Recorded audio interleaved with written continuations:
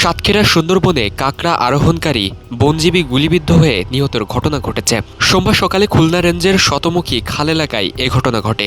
বন বিভাগের গুলিতে তার মৃত্যু হয়েছে বলে অভিযোগ নিহতের সহযোগীদের। নিহত আমিনুর রহমান সাতক্ষীরার শ্যামনগর উপজেলার গাবরিয়া ইউনিয়নের ৯ নং সোরা গ্রামের মৃত আকসেদ আলীর ছেলে।